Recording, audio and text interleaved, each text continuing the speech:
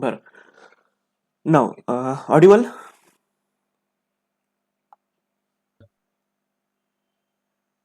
Audible आहे का मी? हो yes sir. Sir. Yes sir. Okay, fine. आताच आपण ही रिएक्शन फिनिश केली.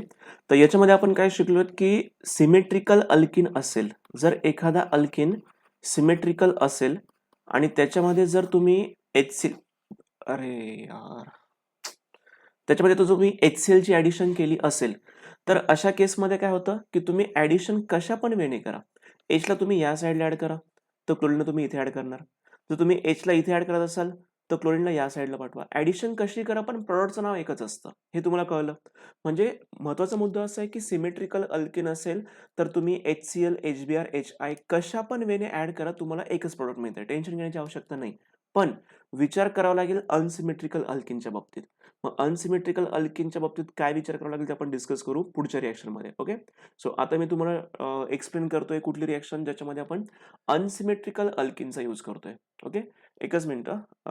तुम्हाला मे बी इथं कॅमेरा ऑफ झाला असेल ना माझा? कॅमेरा म्हणजे डार्क दिसत असेल एकदम आता? नाही दिसतंय सर. नाही नाही, माझी इथली जी कॉर्नरला स्क्रीन असेल बघा ती. बॅकग्राऊंड डार्क दिसतंय. एक मिनिट, नेमकं लाईट गेली आहे. 1 मिनिट ओनली. एक काम करतो, हे ऑफ ठेवतो. ठीक आहे, आता क्लिअर आहे?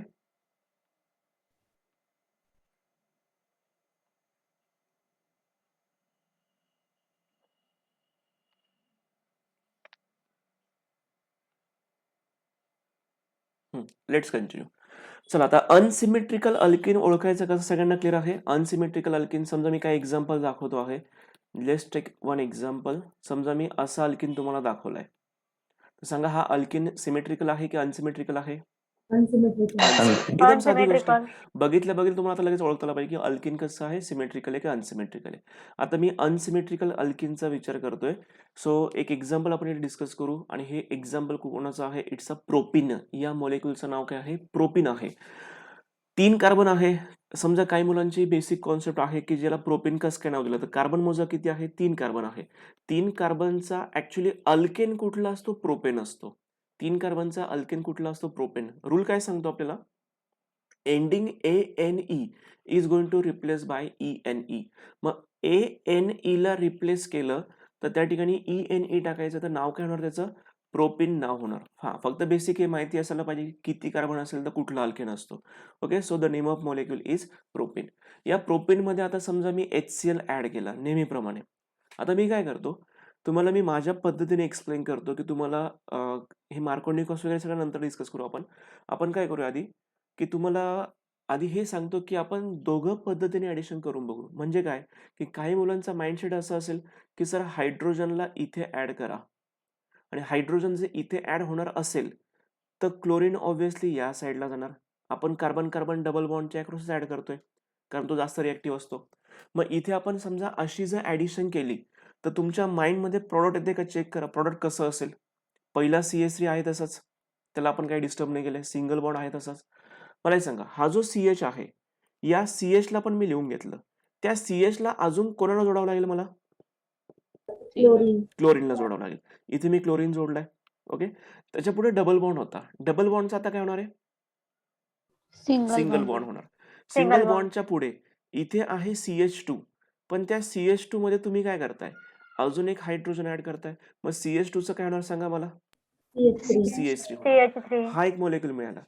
त्याच्यानंतर आता आपण दुसऱ्या वेने ऍडिशन करून बघू की तिथे काही वेगळं घडतंय का. आता मी ऍडिशन थोडीशी चेंज करतोय.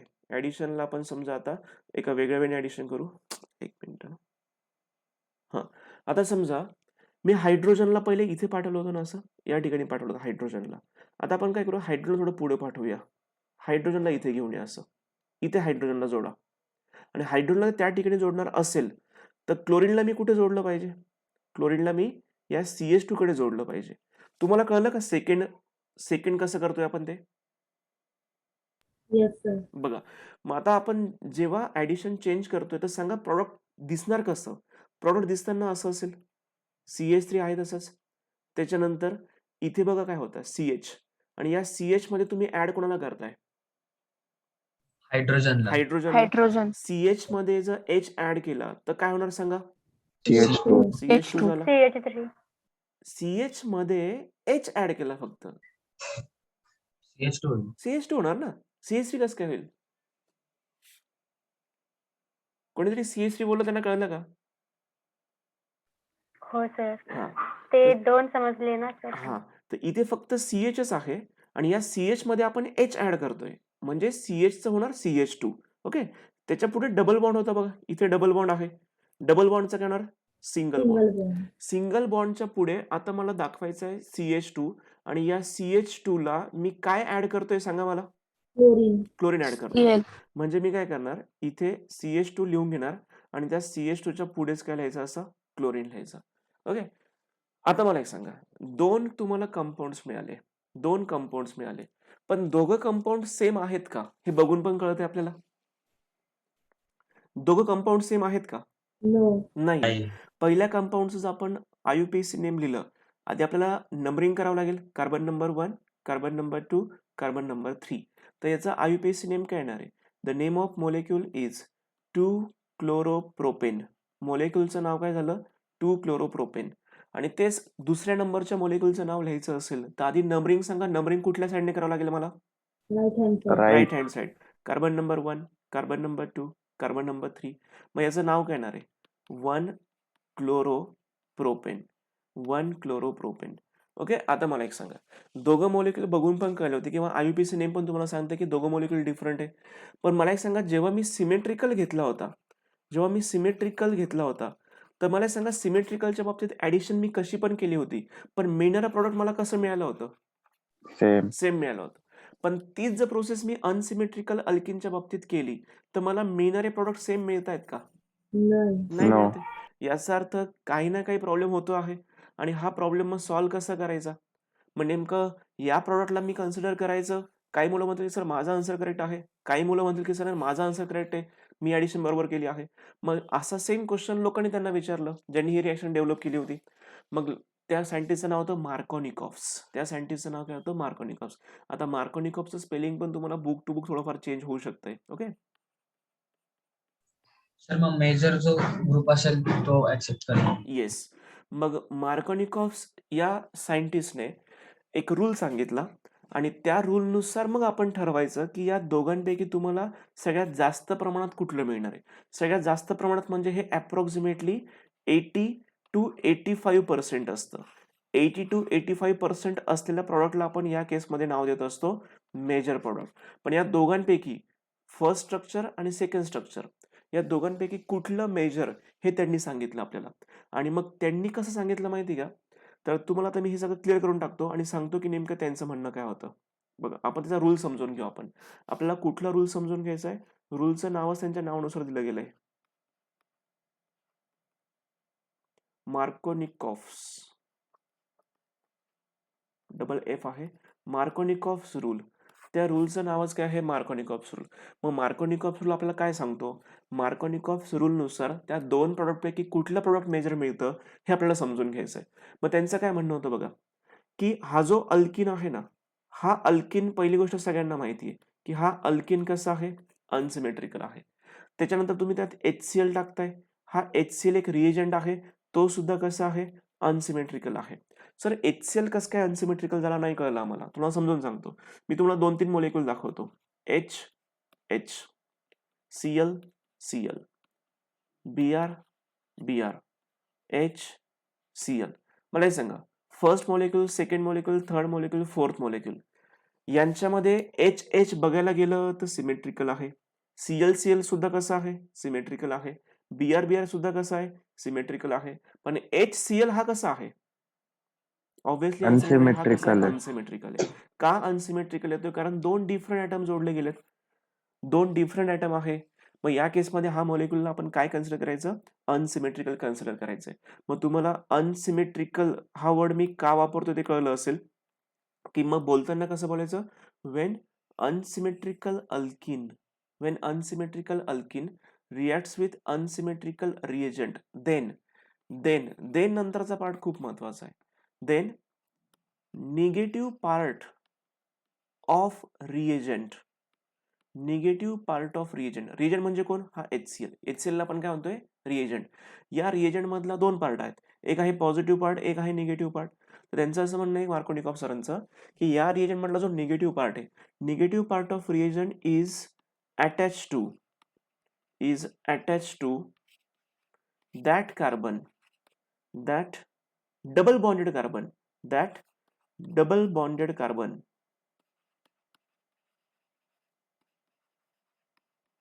which carries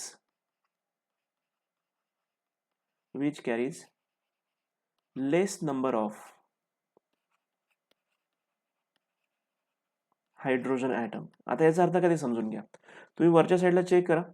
तर तुम्ही अल्किनला केअरफुली ऑब्झर्व करा. मी तुम्हाला इथे समजून सांगतो, एकच मिनिट. ओके, आता इथे चेक करा. कार्बन कार्बन डबल बॉन्ड इथे आहे, हे तुम्हाला दिसतंय. Carbon carbon double bond. या कार्बन कार्बन डबल बॉन्ड मध्ये हा जो पहिला कार्बन आहे त्याच्याकडे नंबर ऑफ हायड्रोजन फक्त किती चेक करा, एकच आहे. आणि हा जो इथला कार्बन आहे त्याच्याकडे नंबर ऑफ हायड्रोजन किती आहेत? 2 हायड्रोजन. कमी कोणाकडे हे तुम्हाला कळलं लगेच. त्यांचं काय म्हणणं माहिती का, जेव्हा अनसिमेट्रिकल अल्किन अनसिमेट्रिकल रिएजंट सोबत रिॲक्ट होतो तर निगेटिव्ह पार्ट हा अशा कार्बनला अटॅच होतो ज्याच्याकडे नंबर ऑफ कार्बन कमी असतात. Negative part of reagent is attach to that carbon which attached to that double bonded carbon which carries less number of hydrogen atom. Check करा, less number of hydrogen atom कोणाकडे कमी आहे? हा मधलावाला. मग काय करायचं, त्या मधल्याकडेच कोणाला घेऊन जायचं? क्लोरीनला घेऊन जायचं कंपल्सरी. ज्याच्याकडे नंबर ऑफ हायड्रोजन कमी आहे त्याच्याकडे क्लोरीनला घेऊन जायचं. आणि ऑब्व्हियसली मग हा हायड्रोजन जाणार कुठे? ऑब्व्हियसली ज्याच्याकडे हायड्रोजन जास्त आहेत. निगेटिव्ह पार्ट कुठेतरी घेऊन जायचं, ते महत्वाचं आहे. निगेटिव्ह पार्ट तुम्ही अशा कार्बनकडे घेऊन जा ज्याच्याकडे नंबर ऑफ हायड्रोजन कमी आहेत. Negative part of reagent is attach to that double bonded carbon atom which carries less number of hydrogen atom. त्याच्याकडे नंबर ऑफ हायड्रोजन कसे असतात? कमी असतात. सो मग अकॉर्डिंग टू मार्कोनिकॉफ्स रूल मी फक्त एकच प्रॉडक्ट दाखवायला पाहिजे. मग एक प्रॉडक्ट दाखवण्यासाठी सांगा कन्फर्म, मी या निगेटिव्हला कुठे घेऊन जाणार आहोत? या निगेटिव्हला आपण जोडणार कुठे? या मधल्या कार्बनकडे. मग ऑब्व्हियसली इथे जर मी क्लोरीन जोडणार असेल तर सांगा या हायड्रोजनला मला इथे जोडावं लागेल. मग अशा पद्धतीने जर मी ऍडिशन केली तर तुम्हाला एकच प्रॉडक्ट मिळेल. आता मग ते एक प्रॉडक्ट दिसायला असेल बघा, CH3 CH, त्या CH ला आपण इथे जोडतोय क्लोरीन. डबल बॉन्डच्या पुढे होणार सिंगल बॉन्ड. आणि या CH2 मध्ये तुम्ही अजून एक H जोडता आहात. CH2 चं काय होणार? CH3 होणार. So there is a formation of 2 chloropropane. This 2 chloropropane is obtained as a major product. In case तुमच्याकडनं असं लिहून झालं सपोज की सर माझ्याकडून लिहिताना असं लिहून झालं की मी दोघं पण प्रॉडक्ट दाखवले. एक प्रॉडक्ट मी असं दाखवलं CH3 CH2 CH2 Cl, आणि दुसरं प्रॉडक्ट मी असं दाखवलं CH3 CH CH3 and Cl. पण मी इथे प्रॉपरली मेन्शन केलं. मी पहिलं मेन्शन केलं इथे मेजर आहे आणि मी इथे मेन्शन केलं मायनर आहे. किंवा मी लिहिताना याला वरती लिहिलं आणि याला खाली लिहिलं, काही फरक पडत नाहीये. फक्त नावं पण चेंज करा, मेजर कोण मायनर कोण. तुम्ही अशा वेळेने जरी आन्सर लिहून झालं तुमच्याकडनं तरी काही मिस्टेक नाही. उलट एक्झामिनर बघू शकतो की हो की तुम्ही आन्सर दोघं पण लिहिलेत, पण तुम्ही ते क्लिअरली मेन्शन केलंय की तुम्हाला कळलेली कॉन्सेप्ट काय आहे की yes this compound is obtain as a major product. मग तुम्हाला मेजर मायनर तिथे डिफाईन करणं गरजेचं आहे. अदरवाईज मग तुम्ही एकच प्रॉडक्ट लिहिलं पाहिजे. कुठलं प्रॉडक्ट? हे एकच प्रॉडक्ट. मग तिथे मेजर लिहिण्याची गरज पण नाहीये, फक्त एकच प्रॉडक्ट दाखवा. ओके, मला एक सांगा, ही ऍडिशन तुम्हाला समजली का? सर क्लोरीन इलेक्ट्रोनिगेटिव्ह आहे, सो तो इलेक्ट्रॉन स्वतःकडे अट्रॅक्ट करतो म्हणून अनसिमेट्रिकल म्हणू शकतो का? ऍक्च्युली तसंच आहे.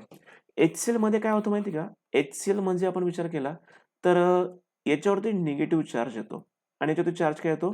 Positive charge. आता हा चार्ज काय येतो? पॉझिटिव्ह निगेटिव्ह चार्ज आला याचा अर्थ मोलेक्युल काय झाला? अनसिमेट्रिकल झाला. मग पुन्हा आपण डेप्थमध्ये जाणार की हा अनसिमेट्रिकल का झाला? कारण क्लोरीन इलेक्ट्रोनिगेटिव्ह आहे. क्लोरीन इलेक्ट्रॉनची पेअर स्वतःकडे ओढणार आणि इलेक्ट्रॉनची पेअर स्वतःकडे ओढल्यामुळे त्याच्यावरती निगेटिव्ह चार्ज येतो. आणि निगेटिव्ह चार्ज क्लोरीनकडे आला असेल तर ऑब्व्हियसली H कडे येणार चार्ज काय? पॉझिटिव्ह चार्ज येणार. म्हणून या मोलेक्युलला आपण काय बोलतोय? अनसिमेट्रिकल. Yes, absolutely correct. बरं, ही रिएक्शन तुम्हाला समजली का? ही जी एक्सप्लेन केली रिएक्शन आहे, येस नो सांगा. Yes, sir. Yes, sir. एक मिनिट, केदारचं काय म्हणणं आहे, सर असे पण असते का की ज्या कंपाऊंडला maximum number of alkyl group joint असतात ते मेजर? हा, ते कुठे माहिती का, तिथे सेजेफ रूल आहे, ते अजून पुढचा पार्ट आहे तो, त्याला आपण इलिमिनेशन रिॲक्शन बोलतो केदार. ज्या कंपाऊंडला नंबर ऑफ अल्किल ग्रुप जास्त असतात, म्हणजे ऍक्च्युली तुम्हाला ते कुठे बघायचं माहिती का, तिथे अल्किन तयार होतो आणि त्या अल्किनमध्ये त्यांनी असं सांगितलंय सेजेफ सायंटिस्टने, ज्याच्याकडे नंबर ऑफ अल्किल ग्रुप जास्त आहे त्याला त्या कंपाऊंडला आपण मेजर म्हणतो. पण ते मार्कोनिकॉप्स नाहीये, ते काय माहिती का, ते सेजेफ आहे. सेजेफ नावाचे सायंटिस्ट आहे. पण त्या टॉपिकचं आणि या टॉपिकचं काही कनेक्शन नाहीये, दोन टॉपिक मिक्सअप होऊन जातील. Okay. Okay okay okay. So मग आता याच्यानुसार तुम्हाला according to Markovnikov's rule apply केला, तुम्हाला मार्कोनिकॉप्स रूल काय असं सगळं सांगून झालं, काही बोलत नाही आता मी. तर तुम्ही निगेटिव्ह पार्टला या मधल्या कार्बनकडे नेलं पाहिजे, कारण त्याच्याकडे हायड्रोजन कमी आहेत. मग ऑब्व्हियसली हायड्रोजनला कुठे न्यायचं, मग आपण हायड्रोजनला ऑब्व्हियसली आपण CH2 कडे नेलं पाहिजे. अशा पद्धतीने आपण ऍडिशन केली तर तुम्हाला हे डिझायर्ड प्रोडक्ट मिळतं, दॅट इज 2-क्लोरोप्रोपेन. 2-क्लोरोप्रोपेनलाच आपण आयसोप्रोपिल क्लोराईड सुद्धा म्हणतात. कोणी मला सांगेल का याला आयसोप्रोपिल क्लोराईड का म्हणतोय आपण? आयसोप्रोपिल क्लोराईड, याला आयसो शब्द का वापरलाय? Branching.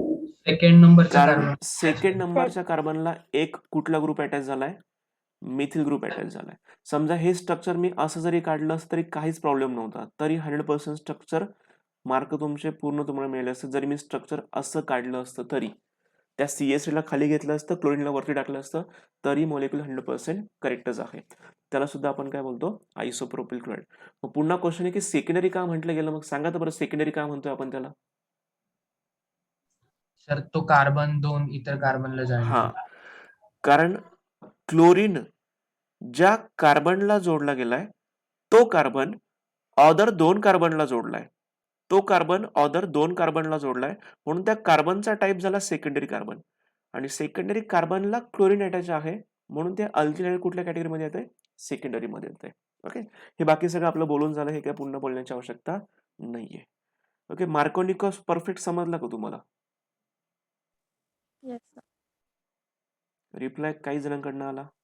येस सर समजलं. Yes sir. अरे Yes, sir, तुम्ही समजलं. थोडं ऍक्टिव्ह राहा, येस सर. तुम्ही ऍक्टिव्ह राहिले का मला पण जोश येणार, अदरवाईज मला काय चला आपल्याकडनं फक्त संपवायचं आहे आपल्याला, हे फक्त ऐकतात, आपण फक्त संपवण्याचं काम करू. संपवायचं नाही आपल्याला. मला हे सांगा, तुम्ही जर NCERTचं बुक काढलं ना, NCERT मध्ये तुम्हाला एवढं काही सापडणार पण नाही जेवढं आपण घेतोय. तुम्हाला NCERT मध्ये फक्त काय शिकवलं गेलं माहिती का? ROH मध्ये काय टाका? ROH मध्ये PCl5 टाका आणि इथे हिट करा, तुम्हाला काय मिळतं? RCl मिळतं प्लस POCl3 मिळतं प्लस HCl मिळतं.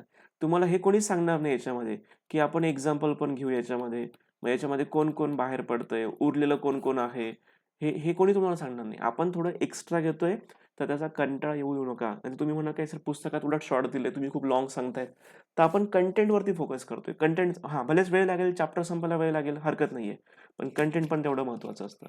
आता तुम्ही हे जे आता दाखवलं मी तुम्हाला मार्कोनिकॉस वगैरे, पुस्तकात फक्त ना मे बी, आता नेमकी लाईट गेली माझ्या इथे, त्यांनी फक्त ना तुम्हाला कसं दाखवलं माहिती का? तुम्ही बघा, ज्यांच्याकडे NCERTचं बुक आहे ना, ज्यांच्याकडे NCERTचं बुक आहे त्यांनी ओपन करून बघा, पुस्तकात त्यांनी अशा पद्धतीने दाखवलंय. बघा बरं का, ही पुस्तकाची भाषा आहे. इथे इथे असा H दाखवलाय आणि इथे X दाखवलाय. मला एक सांगा, बस एवढंच दाखवलंय. आता याच्यामध्ये मलाही कळतं की मुलांना काय करणार याच्यामध्ये. ही टेक्स्टबुकची लँग्वेज आहे. आणि अजून एक एक्झाम्पल घेतलं, हे झालं सिमेट्रिकलच्या बाबतीत. अनसिमेट्रिकलचं एक्झाम्पल आहे तसं दाखवतोय बरं का, आहे तसं दाखवतोय. CH3 CH double bond CH2 plus HI दाखवलाय, अगदी आहे तसं दाखवतोय. CH3 CH2 CH2I plus CH3 CHI CH3. याच्या खाली नाव देऊन ठेवलेलं आहे मायनर आणि इथे नाव दिलेलं आहे मेजर. आहे का कोणाकडे NCERT आहे आता समोर? हो सर. बघा, मला एक सांगा, पुस्तकात असंच दिलंय की नाही तुम्हाला? Yes sir. मग आता याच्यात तुम्हाला काय कळणार आहे बरं, सांगा तर मला. काय नॉलेज भेटते तुम्हाला? काही समजत नाही. मग तुम्हाला हे सांगणं गरजेचं आहे की हा अनसिमेट्रिकल अल्किन आहे. मग हा अनसिमेट्रिकल अल्किन का आहे हे सांगणं गरजेचं आहे. मग ते सांगायचं तुम्हाला सिमेट्रिकल माहिती पाहिजे. मग आपण सिमेट्रिकल आधी समजून घेतलं, मग अनसिमेट्रिकल समजलं. मग HIला पण मी अनसिमेट्रिकल म्हणतोय. मग HI अनसिमेट्रिकल काय ते पण सांगावं लागलं. मग नंतर हे मायनर मिळालं, हे मेजर मिळालं. कोणी सांगितलं, काय सांगितलं, कोण कुठे गेलं, कशी ॲडिशन केली पाहिजे. हे सगळं याला कंटेंट बोलतात. नुसतं एवढं सांगायचं ठरलं असतं आपण आत्तापर्यंत हॅलोजन डेरिव्हेटिव्ह संपून पण गेला असता आपला. ठीक आहे. त्यामुळे मी थोडंसं शक्यतो माझ्या साईडने मी कंटेंटवरती फोकस करतोय. सो आय होप की मार्कोनिकॉसपर्यंत तुम्हाला व्यवस्थित समजलेलं असेल. आता मार्कोनिकॉसमध्ये नुसतं एवढाच पार्ट नाहीये. अजून एक महत्त्वाचा पार्ट आहे.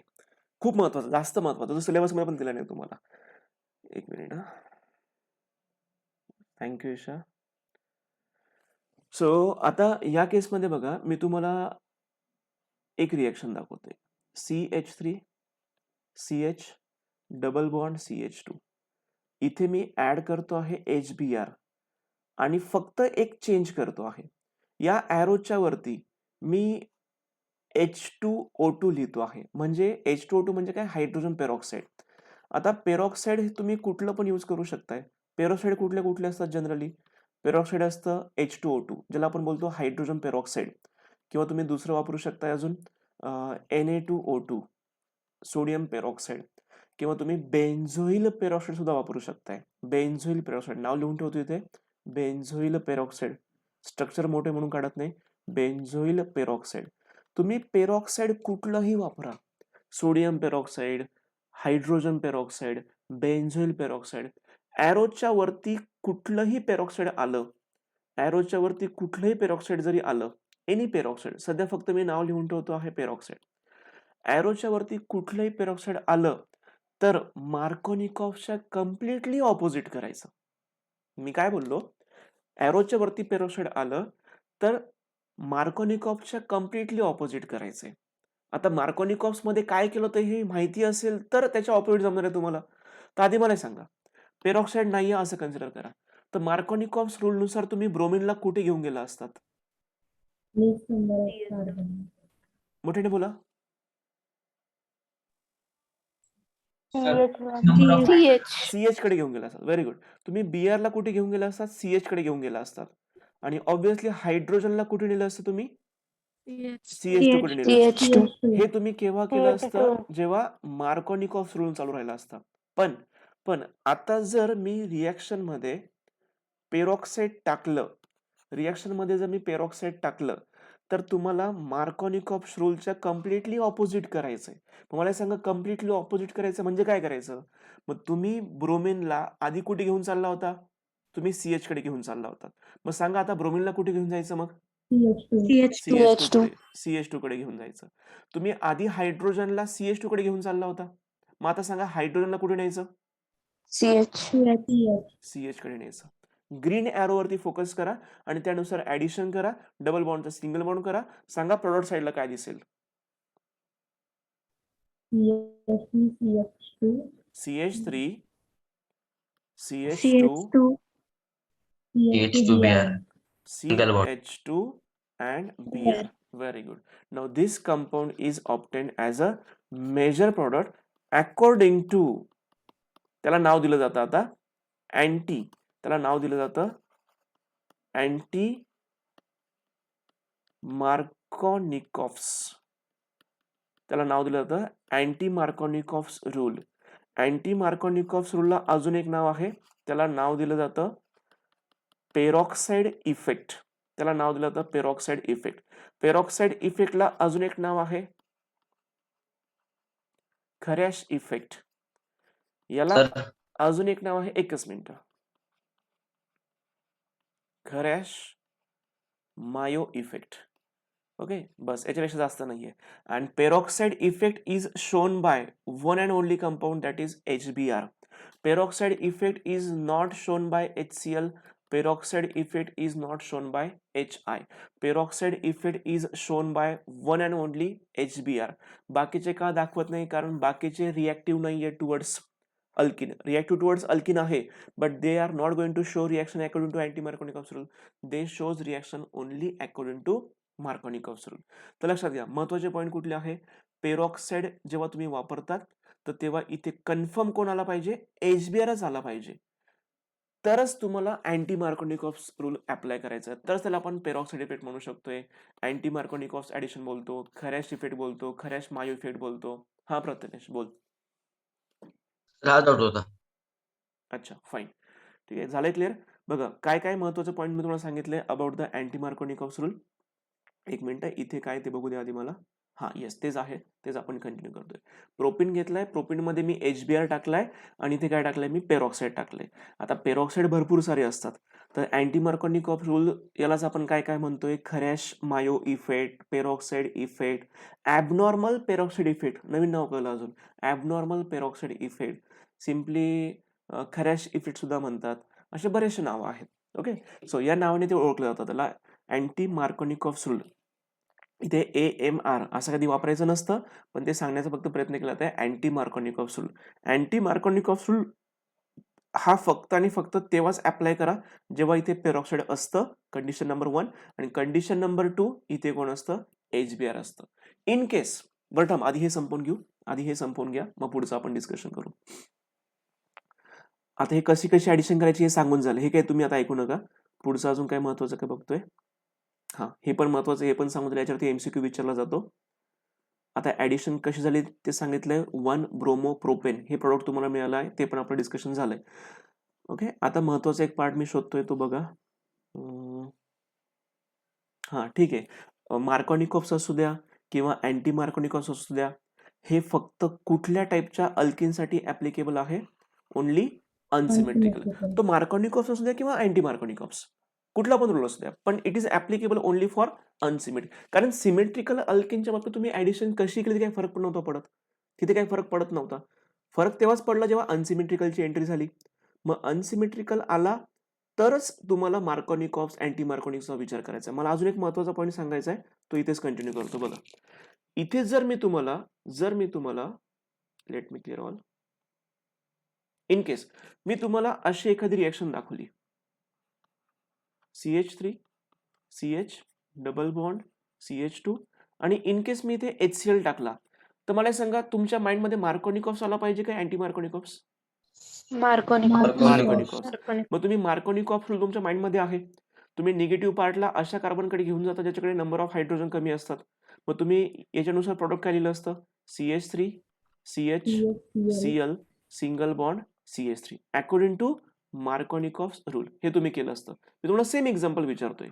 CH3 CH double bond CH2 plus HCl plus इथे मी ऍड केलं आहे पेरॉक्साईड. तर सांगा मला आता तुमच्या माइंडमध्ये काय आहे, मार्कोनिकॉफ्स होते की अँटी मार्कोनिकॉफ्स रूल? मार्कोनिकॉफ्सच आला पाहिजे. जरी तुम्हाला इथे पेरॉक्साईड दिसलंय, नुसतं पेरॉक्साईड बघून अँटी मार्कोनिकॉफ्स नका करू. पेरॉक्साईड हे फक्त आणि फक्त कोण दाखवतो तुम्हाला, HBr दाखवतो. आणि जर इथे HCl आलाय आणि जरी पेरॉक्साईड दाखवलंय, तरीही तुम्हाला सॉल्व्ह करताना हे मार्कोनिकॉफ्स रूल नुसारच सॉल्व्ह करायचं. आणि हाच क्वेश्चन 2020च्या एक्झामला विचारला गेला होता. MST CET 2020 exam. ओके, त्यांनी मुद्दामून तुम्हाला पेरॉक्साईड दिलेलं होतं. आणि बरेचसे मुलं अशा की पेरॉक्साईड बघितलं का अँटी मार्कोनिकॉफ्स रूल, ते पाठीमागच्या साईडला बघत पण नाही की काय दिलंय तुम्हाला. त्यांनी HCl दिलंय, लक्षात ठेवा. HCl देऊ द्या, HI देऊ द्या, तरीही मार्कोनिकॉफ्सच करा. हा, जर HBr आला तर एकदम हॅपीली अँटी मार्कोनिकॉफ्स रूल. मला सांगा, हा पॉईंट सगळ्यांना कळलाय? हो sir. Perfect. Yes, sir. Okay, चला, हे झालंय आपलं. याच्या पुढे आता इथून पुढचा पार्ट आपण आत्ताच्या आत्ता कव्हर होऊ शकत नाही. मग आज महत्वाचे टॉपिक आपले कव्हर झाले, मार्कोनिकॉफ्स अँड अँटी मार्कोनिकॉफ्स. इथेपर्यंत सगळ्यांना क्लिअर आहे? Yes, sir. ओके, मी काय करतो, ह्या ज्या रिॲक्शन्स आहेत ना, तर ह्या रिॲक्शन तुम्हाला जशा आहे तशा सेंड करतो मी PDF फॉर्म मध्ये. ठीक आहे, तर त्या रिॲक्शन ओव्हरलुक करा आणि त्या रिॲक्शन स्वतः लिहून प्रॅक्टिस करा. म्हणजे टॉपिकचं नाव टाकायचं, प्रिपरेशन ऑफ अल्किल हायड्रेट, एकदाच टाकायचं. मग त्याच्यामधला पार्ट कुठला आहे, ऍडिशन ऑफ हॅलो ऍसिड म्हणजे HX. सर, हा, तुम्हाला मेसेज टाकलाय, प्लीज बघता का? याच्यात कशा चॅटबॉक्स मध्ये टाकलाय का? Yes sir. Sir please share lecture on group. I am attending lecture due to corona. SM Shinde का तू? Yes sir. बरं, पण मी लेक्चर कालच टाकले ना, सगळे लेक्चर ग्रुपमध्ये टाकले, सगळे लेक्चर बघितले का तुम्ही ते? सर तुम्ही डिलीट केलं. डिलीट केले तुम्ही सर. काय केलं? डिलीट केले परत. अच्छा, माझ्याकडनं डिलीट झाले का ते? हो हा. सर. ओके ओके, बरं ठीक आहे, पुन्हा शेअर करतो मी. मग आज एक काम करतो, आजचा पण व्हिडिओ अपलोड करतो आणि मग शेअर करतो. Okay sir. ठीक आहे बाय. ना? Yes yes, okay fine. ठीक आहे, मग आज इथे आपण सेशन इथे स्टॉप करूया आणि उद्या सेम टायमिंग, उद्या 9:30 असेल बरं का. आज थोडा लेट झाला होता मला. उद्या आपलं रेग्युलर टायमिंग असेल 9:30. Okay Yes, sir. ओके. एक मिनिट थांबा, फक्त 1 मिनिट थांबा. काही MCQ आवरून घेऊ ना आधी आपण. हे जाऊ द्या, हे जाऊ द्या. याच्या पुढचे काही MCQ मी घेतो डायरेक्ट तुमचे. हां, चला MCQ 2-4 सॉल्व्ह करून घेऊ. चालेल ना? हो सर. Yes, sir. चला. आहे वेळ म्हणून सांगतोय आपल्याकडे अजून. बघा क्वेश्चन काय दिलाय? Alkane on chlorination gives. अल्केनचं क्लोरिनेशन केलं तर काय मिळणार तुम्हाला? अरे यार, साधा क्वेश्चन आहे. मला वाटतं काहीतरी वेगळा क्वेश्चन असेल. Option c. Option C, alkyl alkyl chloride. Chloride. Option c. खूप काही सायंटिफिक म्हणजे खूप काही जगा वेगळा किंवा अवघड क्वेश्चन नव्हता. सिंपल अल्केनचं क्लोरिनेशन करताय तर ऑब्व्हियसली क्लोरीन भेटला पाहिजे तुम्हाला. सो तुम्ही कोणाकडे जायला पाहिजे? अल्किल क्लोराईडकडे जायला पाहिजे. ओके, पुढचा क्वेश्चन काय? Markovnikov's rule is applied to. Unsymmetrical alkene. Unsymmetrical alkene. Unsymmetrical alkene. Option B only. Markovnikov's rule is applicable only for unsymmetrical alkene. Okay. If HBr is added to unsymmetrical alkene in presence of peroxide, the addition proceeds by. Option B. B और C. Option B. Option D, B. B or C. B और C. हा, तर तुम्ही इथे D ला tick केलं पाहिजे. या केसमध्ये तुम्ही टिक कोणाला करायचंय? डी ला टिक करायचंय. कारण अँटी मार्कोनिकॉफ्स रूल म्हणजेच काय आहे? खराश इफेक्ट आहे. मग घाईघाईत असं होऊन गेलं काही स्टुडंटकडनं की ते बी बोलून गेले आणि मग पुढे गेल्यावर त्यांना कळलं की नाही, सी पण तर बरोबर आहे. मग फायनल त्यांनी फायनल केलं की ऑप्शन कुठला बरोबर आहे? Option D is correct. Okay, so घाई करू नका. पुढचा क्वेश्चन काय? If ethylene is treated with chlorine in presence of carbon tetrachloride, we get ethylidine dichloride, ethylene dichloride, 1,2-dichloroethane, both B or C. B और C. Both बी और C. Both बी और C. Correct. कसं correct आहे? Ethylene म्हटलं तर आपण present कसं करतो त्याला? CH2 double bond CH2. आठवतं का? इथिलीनलाच आपण इथिन बोलतो असं पण मी सांगितलं होतं. It is going to reacts with chlorine in presence of carbon tetrachloride. Now what will आपण हे दोघंही क्लोरीन काय करायचे? ऍड करून द्यायचे. दोघं क्लोरीनची आपण इथे ऍडिशन दाखवली होती. डबल बॉन्डचं होणार सिंगल बॉन्ड. तुम्हाला मॉलिक्युल मिळणार या टाईपचा CH2 सिंगल बॉन्ड CH2. इथे एक क्लोरीन जोडायचं आहे, इथे एक क्लोरीन जोडायचं आहे. जर तुम्हाला असं स्ट्रक्चर मिळालं तर त्याचं नाव असतं इथिलीन डायक्लोराइड. इथिलीन डायक्लोराइडलाच तुम्ही काय बोलता अजून? 1,2-डायक्लोरोइथेन बोलतात. 1,2-डायक्लोरोइथेन.